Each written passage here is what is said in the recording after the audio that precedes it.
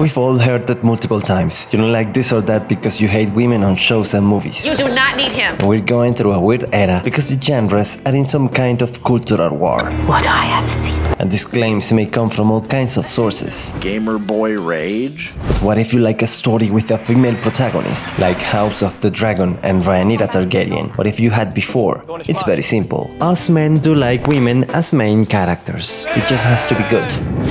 Rhaenyra Targaryen has become one of my favorite characters of all time. I feel invested in her struggle. I want to see her defeat her enemies, get her vengeance, and sit on the Iron Throne.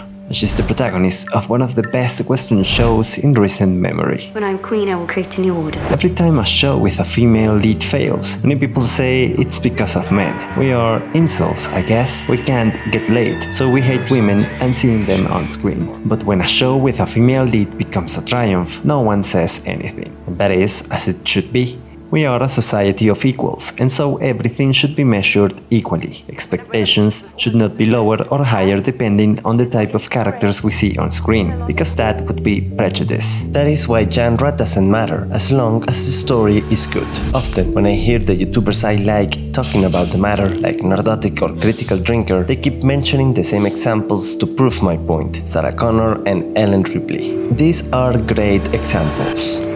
But we can look much closer and worldwide to find successful shows featuring female leads. Protagonist means the leading character, the one gathering the most sympathy and support from the audience, and the one most involved with the plot. All of the major conflicts and choices within the story revolve or bounce back to the protagonist. Similar terms are deuteragonist, a secondary main character; antagonist, the main villain and obstacle of the protagonist; a co-protagonist, which refers to a team of leading characters; and parallel protagonist, the main character on a lateral storyline. Here are some examples where I can use the terms I just explained. Some of these examples are even girl bosses or Merisus, but they are also outstanding characters on impressive shows we've seen in the last decade. Bullshit! Kim Wexler as a deuteragonist in Better Call Saul, Eleven as a protagonist on Stranger Things, Vi and Jinx as protagonist and antagonist on Arcane, Kim So-hyun as a co-protagonist in the Korean drama It's Okay to Not Be Okay, Maki Sekurisu as a deuteragonist in the anime Steins Gate, Rhaenyra Targaryen as a parallel protagonist in Game of Thrones. These shows are successful with both critics and audiences, to a degree of course, so it's not a matter of leading males or females. What bothers people is lazy stories and characters riding on the wave of identity politics to create noise and free marketing. And so, let me use Rhaenyra Targaryen as a new example to showcase great female protagonists. Rhaenyra Targaryen is the daughter of Viserys Targaryen, the king of Westeros. He leads a kingdom of peace and prosperity. The same qualities that helped him maintain the peace led the kingdom to war after his death. It took time for Viserys to go past his core flaws, an unwillingness to take definitive action and the inability to understand the people. Unwavering and loyal hand. A cunt. Both imperfections often led to half measures.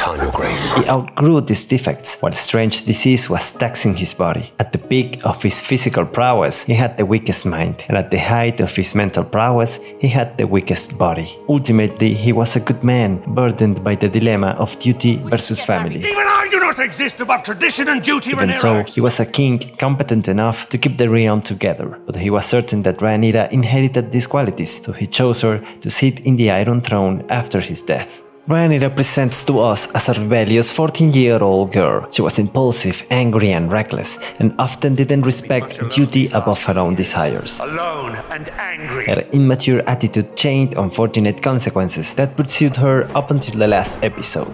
Viserys seemed unable to correct her properly, but he trusted that her daughter was the best choice for Westeros. And despite Rhaenyra's mistakes, little by little we see glimpses of why her father chose her and why he stood by that choice for so many years. On the show's second episode, she convinces Daemon to surrender, but she does it out of pride and a necessity to get approval from her father. She was hasty, and she didn't get permission, but she kept the peace. As a result, she had an honest conversation with her father. He was proud, but he reminded her again that duty goes above family and herself. We're sacrificed. And in the final episode, she confronted her new enemies on the bridge. This time though, she changed her old intimidating face for a stoic and strong gesture, just like her father would. She decided, for the moment, to maintain the realm together, as such was the duty of a queen. Sari saw in her daughter the ability to keep the peace, de-escalate conflicts, respect the throne's responsibilities, and convey power through words alone. She does not need swords, angry faces, or screams, but if she turns towards violence, it's because the blood evolved naturally towards blood. She's a good character because she earns her failures and victories. We have learned who she is, what she wants, what she needs, what the conflict means. In other words, she has a character arc structure, which many modern female protagonists lack. So we'll call the next section Earning the Badass Face, the one she makes at the final shot of the last episode. Nowadays, most female action heroes and protagonists have the same face and attitude. They start and end the story with a peace and vinegar approach, as thin ladies taking names with unimpressive action choreographies and acting power. And his family died! Their fictional journeys feel unnatural, as if the writer's hand had too much power to take them exactly where they need to go and prove the points they want to prove, which is why it often fails to make connection with the audience. Everybody knows you never go full retard. Rhaenyra of the Dragon earned her face and her attitude. It results from mistakes, victories, struggles, failures, and losses. In other words, it's a natural conclusion to her story arc.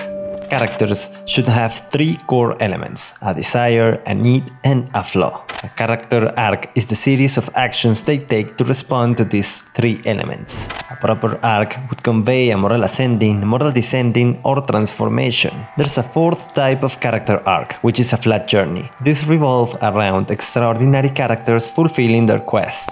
Rhaenyra goes through a moral ascending journey. She pushes past the flaws of pride and impulsiveness, while also going past the weakness she inherited from her father. By the end of season 1, she's ready to take full measures, and this time her duty as a queen and her family role as a mother are the same: revenge, justice, and retribution.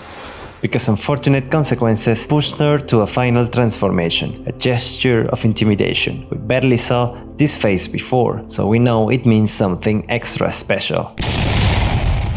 And whatever she does onwards, I'm sure she will earn it as well. We like good characters, regardless of their genre, skin color, sexual orientation, or whatever buzzword is trending at the moment of a show, movie, graphic novel, or book. Alright friends, if you like my channel, you can support me on Buy Me A Coffe and subscribe. Also, leave your comments down below. I read and respond, so keep the section Civilized.